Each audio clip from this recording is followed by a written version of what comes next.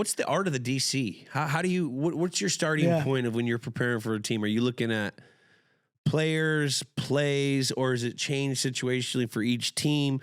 Like, how do you construct what you're going to plan for that week? Because you're a game plan coach. It changes every week. How do you break that in? What's the art of DC? Yeah. It was interesting. So being in New England, obviously our fundamental background defensive philosophy, right, comes from the Giants, right? 1980s, Bill at the Giants, those great defenses there.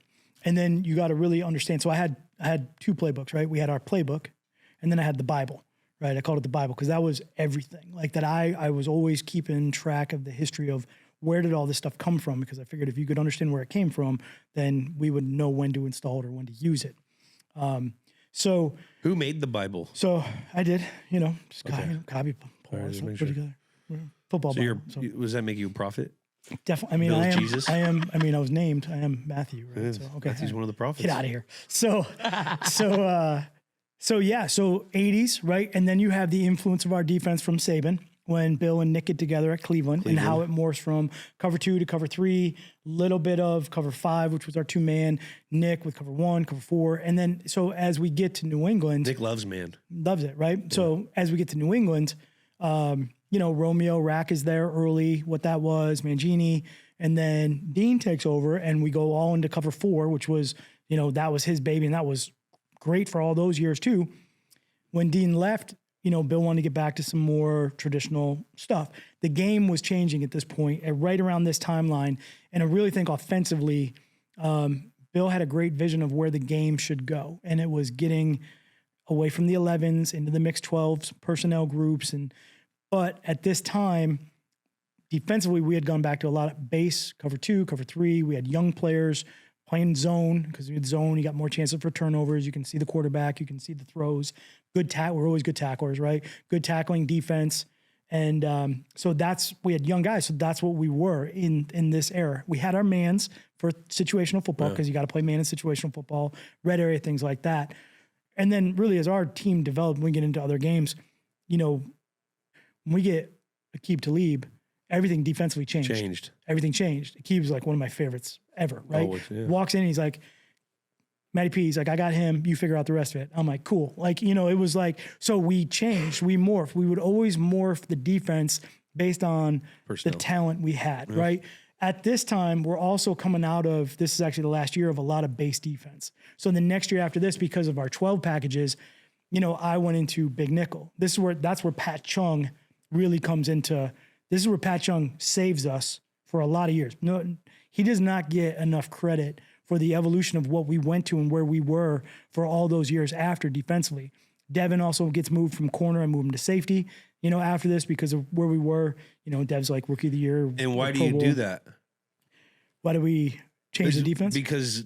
Because you're 12 personnel, and so there's a lot of 12 personnel, which means there's 2 tight ends, but teams are still spreading people out. So correct. The safety has to cover the tight end, who's a better route runner these days. So Patrick Chung, being the physical type player that could play decent against bigger, or very good against bigger guys, really good, strong, very physical, great run instincts. So that's why Patrick Chung was so good, because he was a covering safety. He was. He wasn't a big safety, which now all the safeties look like Patrick Chung. But at this time, this is when safeties were fucking huge. Yeah. Still big, still coming down. That's what I'm just giving context to Matty P. Love the history.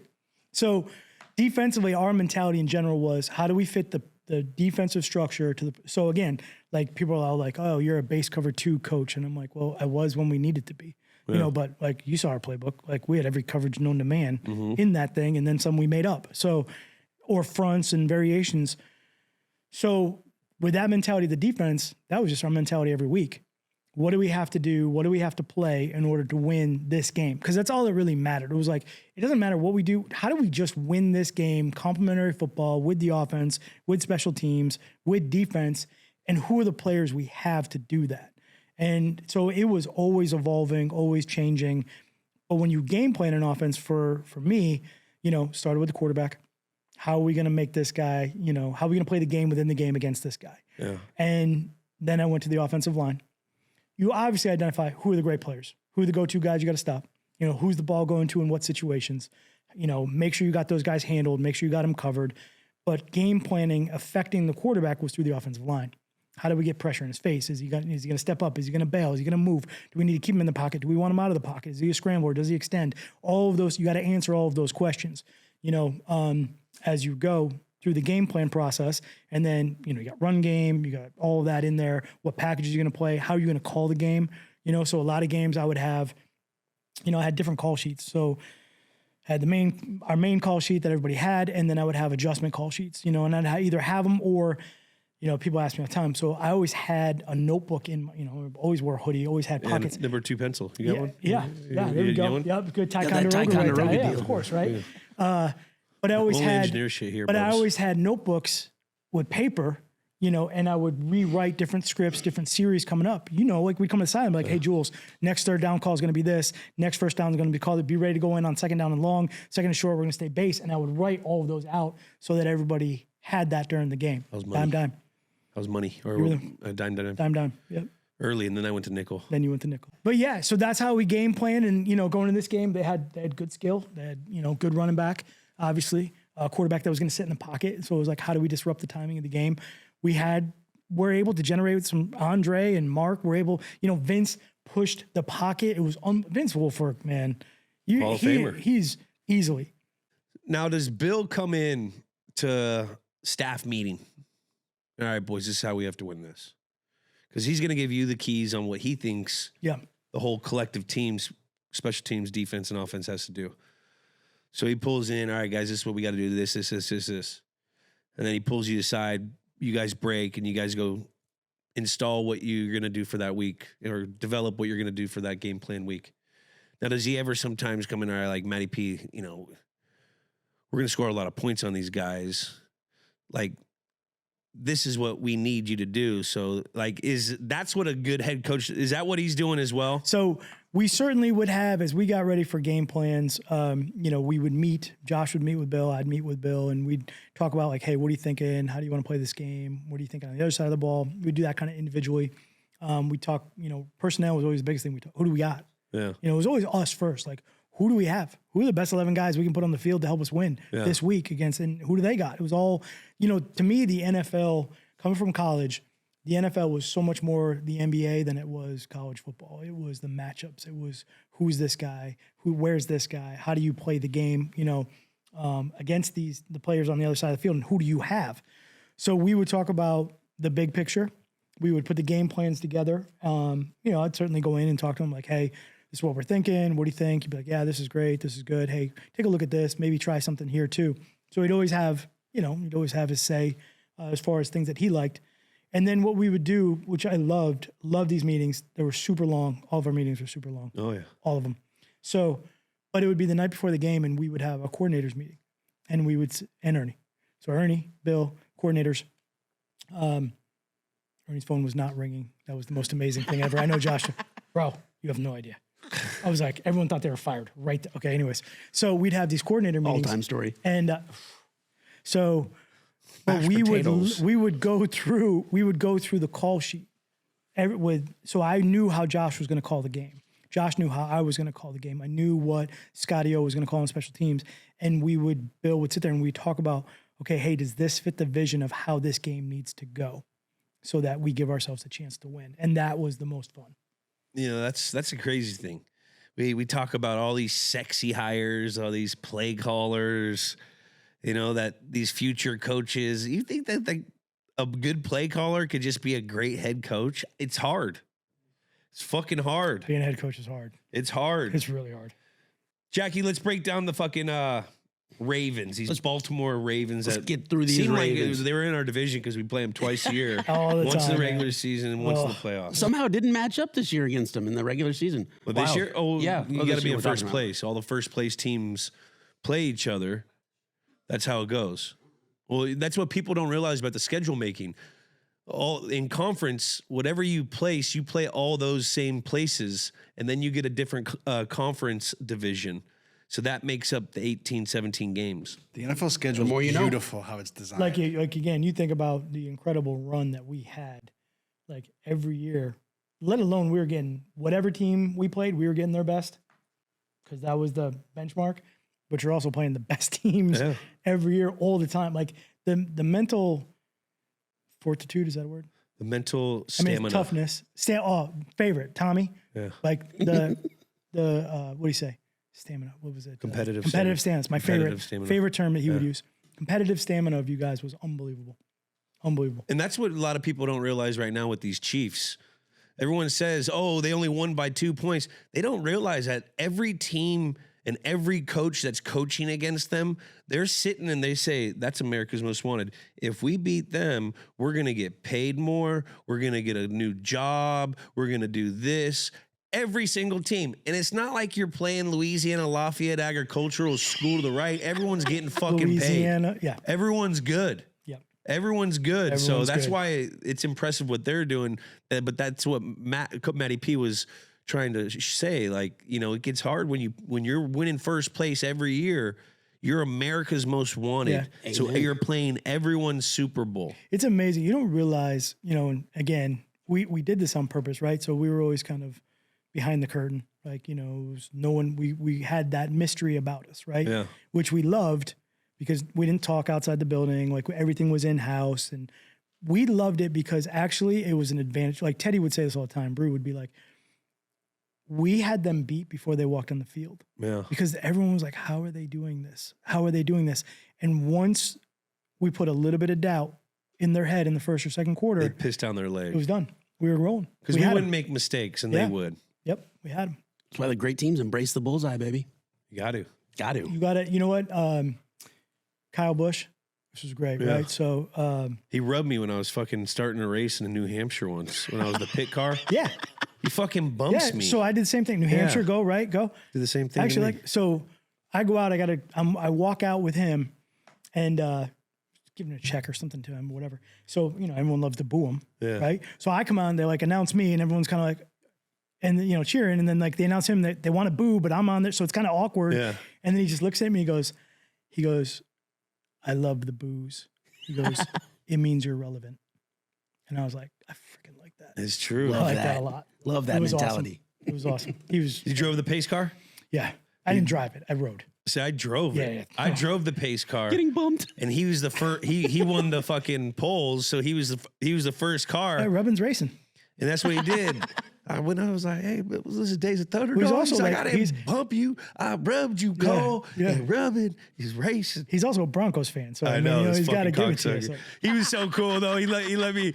All right, well. He let me into his trailer and everything. But 13-year-old's definitely not listening. Oh yeah. Come on. No, I'm teasing.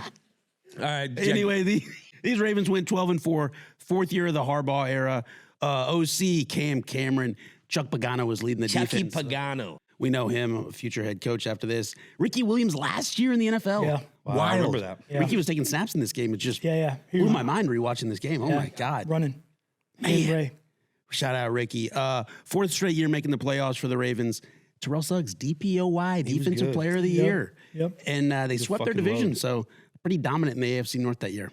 Dude, Jimmy Smith, I always say he was a really good. I liked him. Yeah. He was a big physical guy that could get in and out of his breaks because we played him so much. Yep.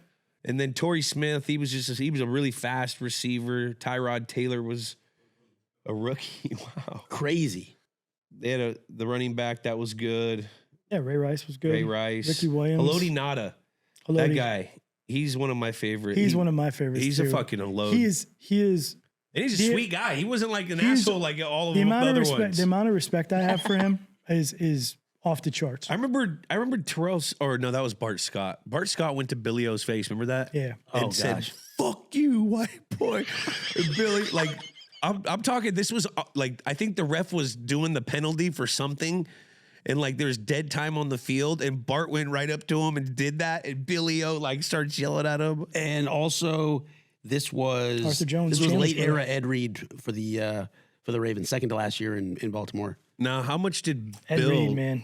How much did he talk about him in coaches meeting? Because in our regular meetings, we'd have a 45 play cut up on a Wednesday fucking Ravens week of Ed Reed and the up and under on punt, the fucking the punt return. Like, did Bill talk about him obsessively? Yeah, we loved him. We love defensive guys. What are you talking about? So Ed Reed. Loved him some So Ed here's Reed. the thing. So we played when I was at Syracuse, 2001.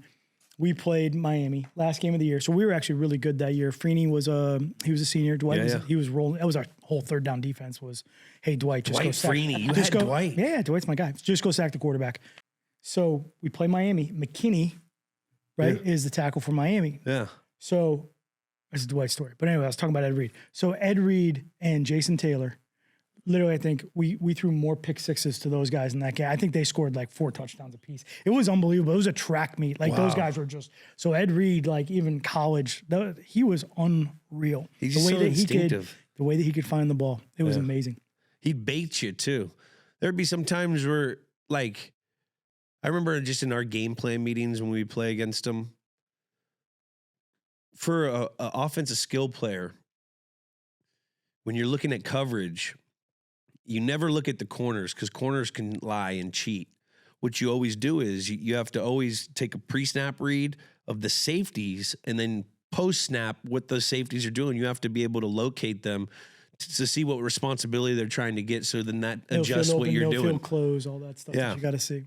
But whenever we play the Ravens, we had to, like, we couldn't do that because Ed would fucking just completely go rogue on something. Yeah. He would start up over here when he had to be the half field safety on the other side, and then get over there, which we would get him. We would get him. We would gash him with the touchdown here or there. But then there would also be a pick that came out of nowhere. Like, that's just Ed Reed. Those games within the game, like, because that's my the game within the game of, like, the quarterback, the safety, like Brady and Ed, like, that's fascinating stuff. Like, people that love, like, that is just.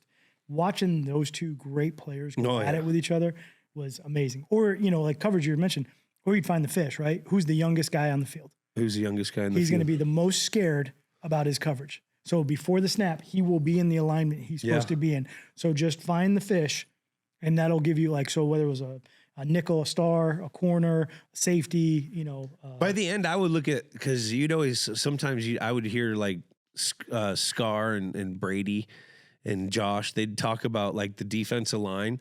And sometimes you get keys from the defense line on what the coverage would be. Because if they were in, like, a bear front, or if they were in, like, 5-down diamond, you knew you were always getting man because they were manning up. So, like, or if you listen and you saw, like, guy has, he's normally got one hand down, all of a sudden he's got the other hand down. It's like, okay, he's dropping. Yeah, he's dropping. He's dropping. He's not in his normal stance. There's all these little keys. There's no different when we look at offensive tackles. I'm like, all right, well, if his heel is up here, if the stagger's this, it's pass, this is run, like all those, things you look for. But good players like Ed Reed, you better be careful. Now, what was this offense for the Ravens? What was the keys to stop this offense? What was so good about this offense in 2011? Well, I mean, coming out of the year before, obviously the run game was going to be an issue, right? So we got to stop the run.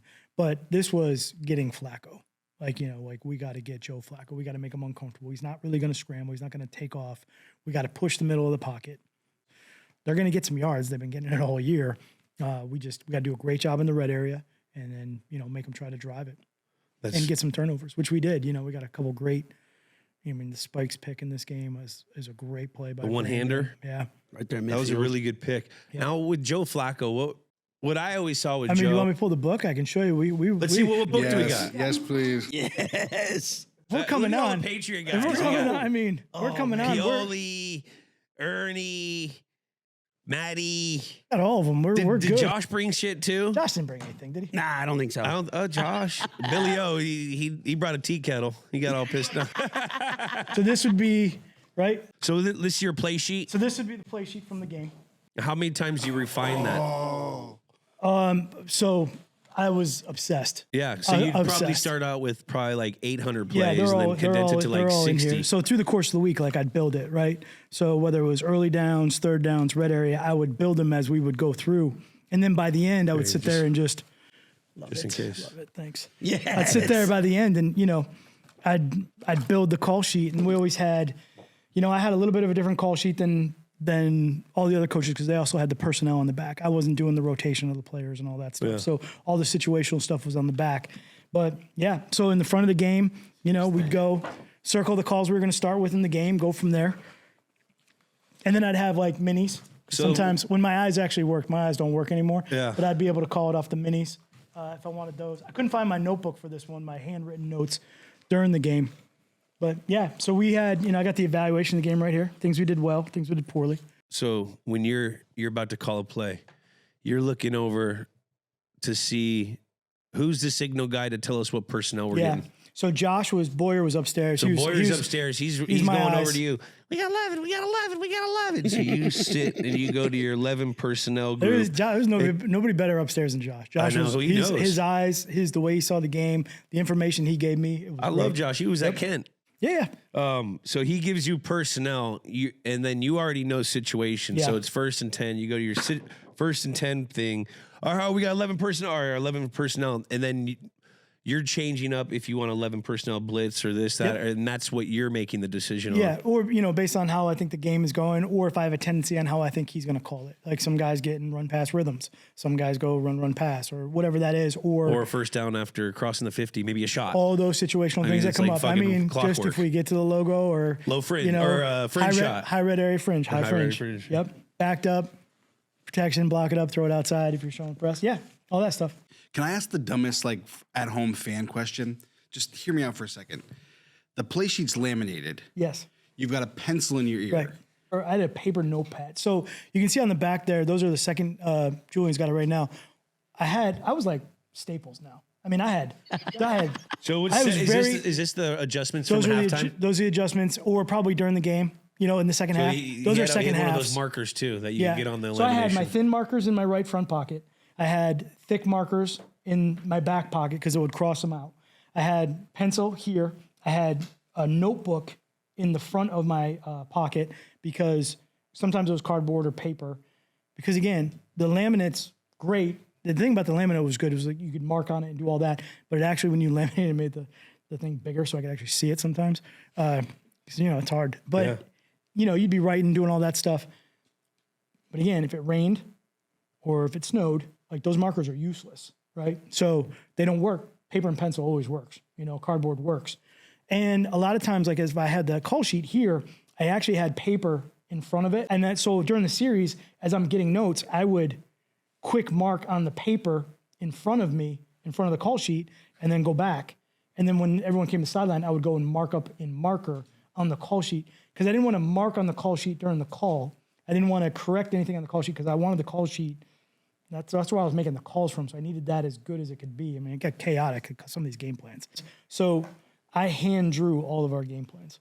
Hand wrote, hand drew every call. Did you type it into something, though? Only the call sheet. So all that is no. You don't have that. You know what you should do? You know what I would do if I was you? Tell me. If you want to be real smart, usually, which you have engineering power to do this. You know how there's ChatGPT? Yes, I'm into that right now. You should make Chat Matty P, where you log all your football shit in. And then whenever I have anything, I could just say, what is that base thing, this, that. You could type it in there, and it'll take all the databases from all your notes, and it'll be able to answer the question. Now, that's AI I could get behind. That's AI. I might already be on that. See? I might already be I know you're on that shit. I know you're on that shit. I am heavy into that right now. But that's what it's going to be That's soon. what it's going to be. Yep. I can't believe you just told everybody. I can't believe you just...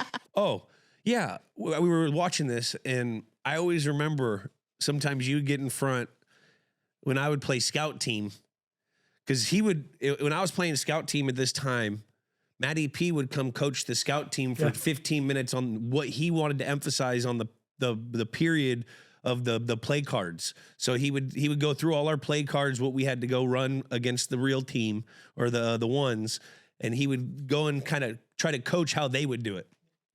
And so a lot of times when we play these guys with Joe Flacco, he'd be like, he'd go to the quarterback, he goes, all right, I don't care if the guy's covered down the field. Just throw it up because they're going to try to get a PI. Yeah. And half the time. Is that not true? Yeah, absolutely. Because he was going to go the 50-50, everybody calls it 50-50 balls. 50-50 ball. But defensively, for me, it was always like, really, there's three things that can happen on the play when you played these guys. And they always had, it was either you could break it up, he can catch it, or they're going to get a PI. They're going to get a PI and then get the ball down there. So I'm like, we have to practice that. If we don't practice that, we're not going to be able to make those plays live and in the game. It was all like because again, you're downfield trying to play the ball up in the air, and a lot of times for the show teams, it's like, all right, well, I'm just not going to throw it. I'm like, no, I need this guy to get this rep. I don't care if he's covered because this is going to happen in the game, and if he doesn't do it in practice, he's not going to, as a player, you're not going to have that confidence that you're going to be able to do it right in the game. And I just wanted to have that confidence going in the game. So, we'd be out in the field and be like, hey, you've made this play 3 times this week. Like, I threw it to you on purpose. Like, just go make it in the game. You can do that. So, yeah. What would you say the craziest little one of those types of things you guys made players do to work on players' weaknesses? Because I have one. Like when you used to tape up the balls, they would tape up DB's hands. They would tape up their hands so they couldn't grab. If they got a lot of grabbing penalties, they would fucking tape their hands so they couldn't grab in practice. They'd be so mad. I would be, if I was a DB, I would be like, this is fucking crazy. Yeah. Or if, say, another team was on vice versa as a receiver, Bill and Matty P would go on to the other, the scout team for the defense, and he would say, line up offsides and hold the guy. Yeah. There's no holding. There's no holding this week. There's no holding this week. Just hold them. Or like pass rush. I tell the defensive ends against, if like you had a good rusher for the offensive tackles, hey, just line up offsides. Yeah. Like just don't worry about lining up on the ball. Just line up offsides because that's how fast this guy gets off the ball. Doesn't matter. It doesn't matter. Yeah. That's what people don't realize. When I see all these situations, like when the defensive lineman sees the ball on the ground after a quarterback got strip sacked, and there's a pile of guys, and a guy tries to pick it up instead of just falling on it. Yeah, country like and we city. used to literally fucking practice that, where they would sit there and throw a ball out and say, all right, there's 2 guys, all right, you can pick it up, or you have to get on it and cradle it. Country and city. Country and city. What are you in? You're in the country, pick it up. If you're in the city, get on it. Get on it.